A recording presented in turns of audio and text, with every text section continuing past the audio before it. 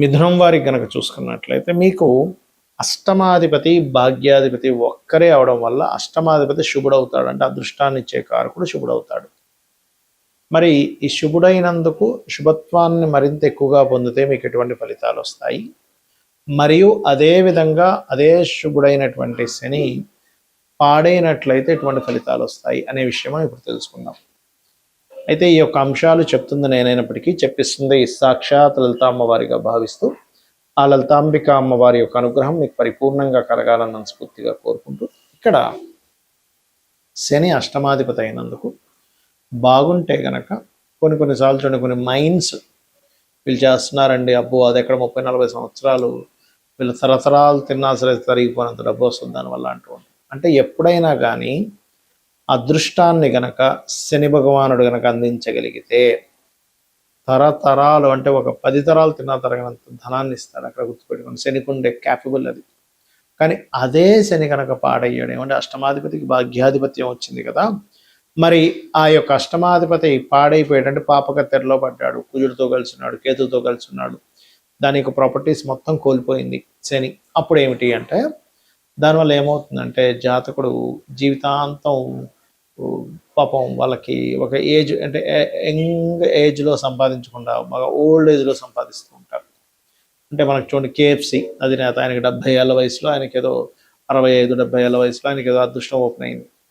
అలాగా అవుతూ ఉంటుంది. అప్పుడు ఏం చేయాలి అంటే చక్కగా నూనె, నువ్వుల నూనె ఉంటుంది, ఆయిల్ తీసుకొని మీకు దగ్గరలో ఆలయాలు ఉంటాయి, శక్తి ఆలయాలు కావచ్చు, ఆంజనేయ స్వామి ఆలయం కావచ్చు, ఏదైనా నరసింహస్వామి ఆలయం కావచ్చు, ఆ ఆలయంలో దీపారాధన కోసమని ఇవ్వండి.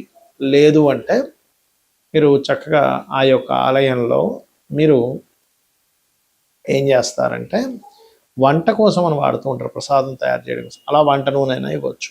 ఇది మీకు ఖచ్చితంగా కలిగింపజేస్తుంది. రెండవది ఏంటంటే లలితా సహస్రనామాల్లో ఓం అనాకలిత సాదృశ్య చుబుకశ్రీ విరాజితాయ నమః, లేదా ఓం ఇంద్రగోప పరిక్షిప్త స్మరతోనాభచంగికాయ నమః, ఇవి చేసుకోవచ్చు. లేదంటే ఆకస్మికంగా మాకు ఎప్పుడు ఏదో ఒక హెల్త్ ఇష్యూస్ వస్తున్నాయి అన్నప్పుడు మీరు ఓం సర్వవ్యాధి ప్రశమని సర్వమృత్యు నివారిణి అగ్రగణ్య అచింత్య రూప కలికల్మష నాశినే నమః చేసుకోవచ్చు. ఇక్కడ ఒక్కొక్క లగ్నానికి అష్టమాధిపతి శుభుడైతే కొన్ని లగ్నాలకి అష్టమాధిపతి పాపవుతాడు. ముందుగా తీసుకుంటే కనుక మేషానికి శుభుడవుతాడు, కానీ వృషభానికి పాపవుతాడు. ఎందుకంటే లగ్నాధిపతి శుక్రుడైతే అష్టమాధిపతి గురువు, అంటే లగ్న అష్టమాధిపతులు వ్యతిరేక వాళ్ళైతే పాపులు అవుతారు. సింపుల్గా చెప్పాలంటే ఈయనేమో శుక్రుడేమో మనకి దేవతలకి గురువు, గురువేమో రాక్షసులకు గురువు శుక్రుడు, గురువేమో దేవతలకు గురువు, కాబట్టి అది వ్యతిరేక ఫలితాలు. మిథునానికి అష్టమాధిపతి శుభుడవుతాడు మళ్ళీ, ఎందుకంటే అష్టమ భాగ్యాధిపతి. దీన్ని ఎలా రిఫైన్ చేస్తాము అంటే లగ్న పంచమ భాగ్యాధిపత్యం గనక వస్తే ఏ భావానికైనా వాళ్ళు శుభులవుతారు. ఇది మెయిన్గా గుర్తుపెట్టుకోండి.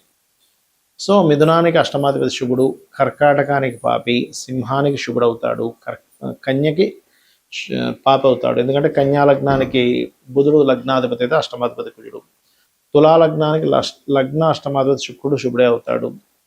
మరియు ఇక్కడ ఈ యొక్క వృశ్చిక లగ్నానికి పాప అవుతాడు, ఎందుకంటే కుజుడు బుధుడు అవుతాడు కాబట్టి. ధనుర్లగ్నానికి న్యూట్రల్గా ఉంటుంది, ధనులగ్నానికి మకర లగ్నానికి న్యూట్రల్, కాకపోతే పాపే ఇక్కడ కొంచెం. కాకపోతే రవిచంద్రుల విషయంలో పరాశర మహర్షులు వారు చెప్పినటువంటి అంశం ఏమిటంటే అష్టమాధిపత్యం కనుక రవిచంద్రులకు వస్తే కనుక వాటిని పాపులుగా తీసుకోవడానికి వీల్లేదు, ఎందుకంటే తల్లిదండ్రులుగా చెప్తుంటారు కాబట్టి రవిచంద్రులు. అలాగే కుంభలగ్నానికి శుభుడవుతాడు అష్టమాధిపతి, ఎందుకంటే పంచమాధిపత్యం వచ్చింది కాబట్టి బుధుడికి. కుంభలగ్నాధిపతి శని, పంచమ అష్టమాధిపతి బుధుడయ్యాడు కాబట్టి. అదేవిధంగా మీనలగ్నానికి అష్టమాధిపతి పాపవుతాడు. మరి అష్టమాధిపతి పాపి అయితే అదృష్టం ఉండదా అని ఒక సందేహం కలుగుతుంది. అలా కాదు, అష్టమాధిపతి ఏ రాసుల్లో ఉన్నాడు, ఆయన మీ లగ్నానికి శుభుడైనా పాపైనా కూడా శుభత్వాన్ని అధికంగా పొందితే ఆయన శుభత్వాన్ని ఇస్తాడు. పాపత్వం వచ్చినప్పటికీ, ఆధిపత్యం పాపాధిపత్యం వచ్చినప్పటికీ శుభ సంబంధమైన సంబంధాలు కలిగి ఉన్నప్పుడు ఆయన శుభ ఫలితాలు ఇస్తాడు. ఎందుకంటే ఆకస్మికంగా ఎదగడం అనేటువంటి 12 లగ్నాల వాళ్ళకి ఉంటుంది. 12 లగ్నాల్లో మనం మేషం నుంచి మీనం వరకు పుట్టిన వాళ్ళందరికీ కూడా ఆకస్మికంగా కలిసి వస్తుంది.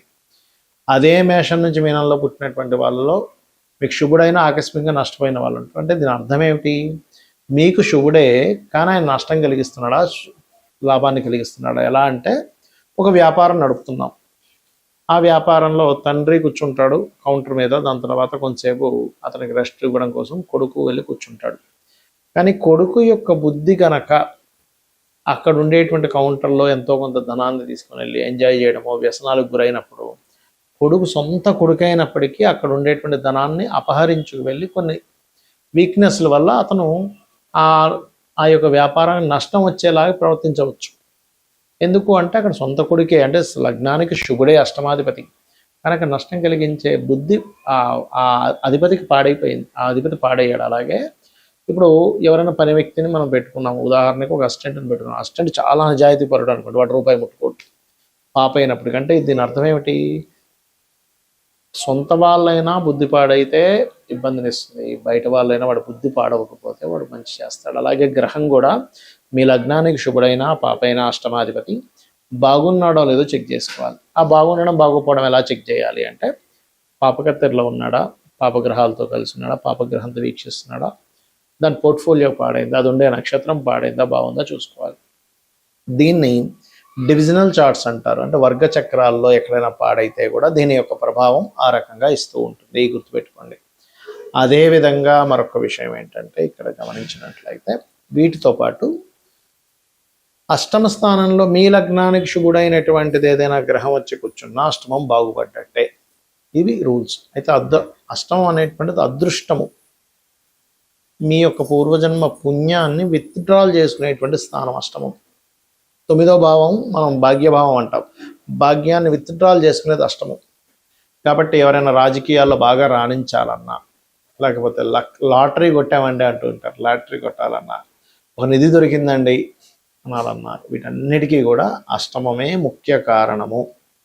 అందుకని మీరు పూజ చేస్తున్నామండి, ఫలితం రాలేదు, అష్టమం పాడైంది, అక్కడ భాగ్యంతో పాటు అష్టమం కూడా పాడవుతుంది, పంచమం పాడవుతుంది. కొంతమంది కాన్సన్ట్రేషన్ ఎందుకు చేయలేరంటే అది కారణం. కాబట్టి మీరు ఏం చేయాలంటే అష్టమీ చంద్ర విభ్రాజ అలికస్థల శోభితాయే నమః, ఈ మంత్రము కూడా మీకు అద్భుతంగా పనిచేస్తుంది.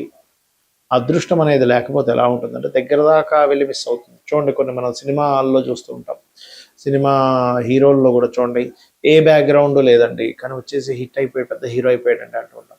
పెద్ద బ్యాక్గ్రౌండ్ ఉంది, తండ్రి చిన్నాన్నలు అందరూ డైరెక్టర్లు ప్రొడ్యూసర్లు ఉండి కూడా సక్సెస్ అవ్వలేకపోతుంటాడు, దాన్ని అదృష్టం అంటాం. అసలు ఎప్పుడూ కొననటువంటి వ్యక్తి ఎప్పుడూ లాటరీ కొంటే టక్కన వాడికి కలిసి వస్తుంది. అసలు ఎప్పుడు నేను వెళ్తా అనుకోలేదండి గవర్నమెంట్ జాబ్లోకి, ఫ్రెండ్ ఏదో సరదాగా వెళ్ళాడు, ఫ్రెండ్తో పాటు నేను ఏదో సరదాగా అప్లికేషన్ పెట్టాను, గవర్నమెంట్ జాబ్ వచ్చేసిందంట. అలా కాకుండా మరి కొంతమంది కొన్ని సంవత్సరాల తరబడి పాపం ఎంతో కష్టపడితే కానీ రాదు కొంతమందికి, దీన్నే అదృష్టం అంటారు. ఆ అదృష్టం అనేది పంచమ లాభ భాగ్యాలతో పాటు అష్టమ స్థానం కూడా సంబంధం కలిగి ఉంటుంది, బికాజ్ ఆఫ్ పూర్వజన్మ పుణ్యం విత్డ్రాల్ ప్లేస్ కాబట్టి నేను ఇందాక చెప్పినటువంటి ఓం అష్టమి చంద్ర విభ్రాజాలిక స్థల శోభితాయ మహామంత్రం చేసుకోవడం. మరి కొంతమందికి ఇప్పుడు మనం చెప్పుకున్నాం ఏది నిధులు దొరుకుతుంటాయి ఎలాగా అంటే పూర్వజన్మల్లో వాళ్ళు ఒక ఊరంతా ఏదో ఇబ్బందులో పడితే వాడి దగ్గర ఉన్నది మొత్తం సర్వస్వం కూడా దానం చేసిన వాడి వ్యక్తి అయి ఉంటాడు, లెక్క కట్టకుండా. ఇప్పుడు నేను ఈ దానం చేస్తే నాకేంటి లాభము అని చెప్పి లాభాపేక్ష చూసుకోకుండా అవతల వాళ్ళు ఇబ్బందుల్లో ఉన్నారు కదా, ఆ ఇబ్బందుల్లో ఉండేటువంటి వారికి ఏదో ఒకటి సహాయం చేయాలనే భావనతో చేయడం అనేటువంటిదే మీకు అక్కడ ఫలితం ఇస్తుంది. ఇది పాటించండి, ఖచ్చితంగా మీరు అదృష్టాన్ని పొందుతారు. శ్రీమాత్రే నమః.